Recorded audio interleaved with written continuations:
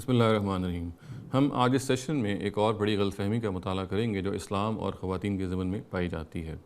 اور وہ یہ ہے کہ اس بات کو اکثر ریلیجس سرکلز مینٹین کرتے ہیں کہ ایک مرد کے پاس یہ گنجائش موجود ہے کہ وہ لونڈیوں کو رکھ سکے، اور جیسے اس کے پاس بہرحال بیویوں کے بارے میں تو تحدید ہے کہ وہ 4 سے زیادہ نہ ہوں، تاہم وہ لونڈیوں کے بارے میں اس کے پاس کوئی تحدید بھی نہیں ہے۔ ان لونڈیوں سے وہ جیسے کہ اپنی بیوی سے جنسی تعلقات استوار کر سکتا ہے، ان سے جنسی تعلقات قائم کر سکتا ہے، ویسے ہی وہ اپنے پاس ان لونڈیوں سے بھی یہ تعلق قائم کر سکتا ہے۔ یہ غلط فہمی جو قرآن مجید میں کے مطالعے سے معلوم ہوتی ہے، اس لیے پیدا ہوئی ہے کہ قرآن مجید میں یہ معاملہ جب زیر بحث آیا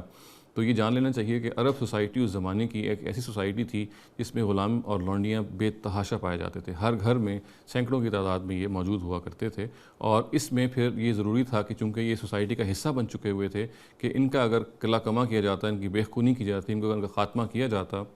تو ایک بہت تدریج کا پروسیس اختیار کیا جاتا۔ اس کی وجہ یہ ہے کہ وہ چیز صدیوں سے معاشرے کا رواج حصہ بن چکی ہو، جب اس کو یک مشت ختم کیا جائے گا یا یک قلم ختم کیا جائے گا تو اس سے مسائل پیدا ہو سکتے ہیں۔ مثال کے طور پہ یہ جو خواتین تھیں، یہ چونکہ ڈیپینڈنٹ تھیں اپنے مالکوں پہ، اگر ان کو ایک یکمشت طریقے سے آزاد کیا جاتا تو اس کا پورا امکان تھا کہ یہ چکلے چلاتی اور اپنی لائیولی ہوڈ کو ارن کرنے کے لیے، اپنی معاش کو ارن کرنے کے لیے پھر ان کو اس طرح کے ناروا کام کرنے پڑتے، اور مرد جو اس میں آزاد ہوتے وہ ظاہر ہے پھر سوسائٹی پر بوجھ بن جاتے۔ اس سلسلے میں جو غلط فہمی کا باعث بنی بات، جیسے کہ میں نے عرض کیا، وہ یہ تھی کہ اسلام نے چونکہ ایک گریجول پروسیس اڈاپٹ کیا، ایک تدریج کا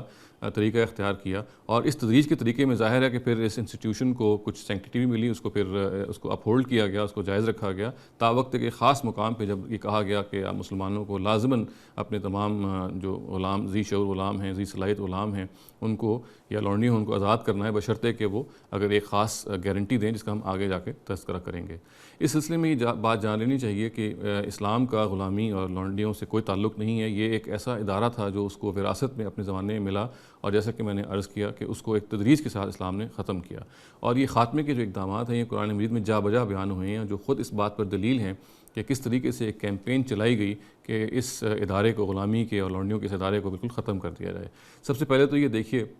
کہ جو مکی صورتیں ہیں وہ ابتدائی میں بات بڑے ایک مؤثر اپیل کے الفاظ میں بیان کرتی ہیں کہ فک و رقبہ، گردنیں چھڑاؤ۔ گویا کہ گردنیں ایک ایسی چیز ہیں، یہ ایک ایسا معاملہ ہے کہ جو بہت ان ہیومن ہے، اور مسلمانوں کو اپیل کر کے کہا جا رہا ہے کہ آپ گردنوں کو آزاد کیجئے۔ پھر جب تک یہ آزادی کی نوبت نہیں آتی، مسلمانوں کو یہ کہا گیا کہ آپ جو خود پہنتے ہیں وہ ان کو پہنائیں، جو خود کھاتے ہیں وہ ان کو کھلائیں، تاکہ ان کا سٹیٹس ہے وہ بلند ہو سکے۔ پھر تیسری بات یہ کہی گئی کہ جو بہت سارے جرائم ہیں، مثال کے طور پہ زہار ہے یا قتل خطا ہے، ان میں جو اٹونمنٹ ہے، جن میں کفارہ ہے، وہ اس طرح سے رکھا گیا کہ اس میں ایک شک یہ بھی تھی کہ غلام کو آزاد کیا جائے۔ ظاہر ہے کہ اس کے نتیجے میں غلامی کے ادارے کا خاتمہ ہی پیش نظر تھا۔ چوتھی بات جو اس سلسلے میں بیان ہوئی وہ یہ ہے کہ ان میں جو ذی صلاحیت غلام اور لونڈیاں ہیں ان کی آپس میں شادی کروا دی جائے تاکہ ان کا سماجی سٹیٹس ہے وہ بلند ہو۔ پانچویں بات اس میں یہ فرمائی گئی کہ جو آزاد مرد ہیں وہ اگر آپشن کوئی نہیں رکھتے تو پھر وہ اگر چاہیں تو شریف جو یعنی چیسٹ قسم کی جو لونڈیاں ہیں، جو مسلمان ہیں، پاک باز ہیں، ان سے وہ شادی کر سکتے ہیں، اور اس شادی میں یہ ضروری ہے کہ وہ ان کو مہر ادا کریں، اور یہ مہر ادا کرنے کا مقصد یہ تھا کہ ان کو یہ بتایا جائے کہ ان کا سٹیٹس اصل میں اب آزاد عورتوں ہی کا ہونا چاہیے۔ اس سلسلے میں جو چھٹی بات ہے جو فرمائی گئی وہ یہ ہے کہ زکوٰۃ کی مد میں ایک پوری مد، ایک ہیڈ رکھ دیا گیا کہ جس میں غلاموں کو آزاد کرنے کے لیے پیسے خرچ کیے جا سکتے تھے۔ پھر رکاب کے نام سے ہمیں معلوم ہے قرآن مجید کی جس آیت میں زکوٰۃ کی مدات بیان ہوئی ہیں، یہ ایک باقاعدہ ہیڈ ہے جو رکھ دیا گیا۔ اس سلسلے میں جو ساتویں بات بیان ہوئی ہے وہ یہ ہے کہ پھر ایڈلٹری اور فورنیکیشن یعنی زنا کو ممنوع قرار دے دیا گیا۔ قرآن مجید نے ہمیں معلوم ہے کہ زنا کو ممنوع قرار دیا، اور اس زمانے میں زنا کا جو باعث بنتی تھی یا پروسٹیٹیوشن کا زمانے میں جو لوگ باعث بنتی تھیں وہ خواتین لونڈیاں تھیں، جن سے وہ ان کے جو مالک تھے ان کو مجبور کر کے ان سے پیشہ کراتے تھے۔ چنانچہ جب فورنیکیشن پہ یا ایڈلٹری پہ بین کیا گیا یا اس کو آؤٹ لا قرار دے دیا گیا تو اس کا بھی دروازہ بند کر دیا گیا۔ اس سلسلے میں جو آٹھویں بات بیان ہوئی ہے وہ یہ کہ قرآن مجید نے یہ اور ہمیں معلوم ہے کہ حدیث لٹریچر میں یہ بات آتی ہے کہ وہ الفاظ جس سے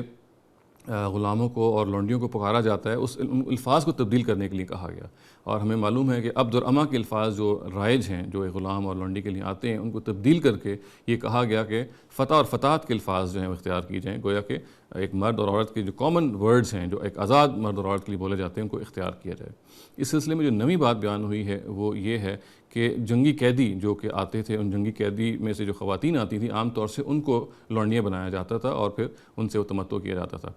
قرآن مجید نے یہ صراحتاً کہا سورہ محمد میں کہ جب بھی جنگی قیدی آپ کے پاس آئیں گے تو لازماً ان کو رہا کرنا ہے، ان کو کسی صورت بھی اپنے پاس آپ نے نہیں رکھنا، اور اس سلسلے میں اس کی شکل یہ بیان کی گئی کہ یا فدیہ دے کے آپ نے آزاد کرنا ہے یا بغیر فدیہ کے آزاد کرنا ہے، بہرحال آزاد ہر حال میں کرنا ہے۔ اور اس سلسلے میں جو دسویں اور آخری اور سب سے امپورٹنٹ بات کہی گئی، اس کو ہم مکاتبت کے قانون سے یاد کرتے ہیں۔ اس کا مطلب یہ ہے کہ ہر غلام یا ہر لونڈی جو اپنے مالک کو یہ گارنٹی دے دے کوئی کام کر کے یا کچھ پیسے ادا کر کے کہ وہ معاشرے پر کوئی بوجھ نہیں بنے گی، یہ بنے گا معاشی لحاظ سے، تو اس کے لیے واجب تھا کہ اگر وہ اپنے مالک سے آزادی مانگے تو وہ اس کو لازماً دے۔ چنانچہ ہم یہ دیکھ سکتے ہیں قرآن مجید نے یہ جو مختلف میجرز اڈاپٹ کیے، یہ سارے کے سارے غلامی کا کلا کما کرنے کے لیے اڈاپٹ کیے، اور ایک ایسے مذہب کو اور ایک ایسے دین کو جو اصل میں غلامی کے اس انہیومن ادارے کو ختم کرنے آیا تھا، اس کے ذمے اس پورے کے پورے انسٹیٹیوشن کو ڈالنا بہت زیادتی ہوگی۔ اقول قولی ھذا واستغفر اللہ لی ولکم ولسائر المسلمین والمسلمات۔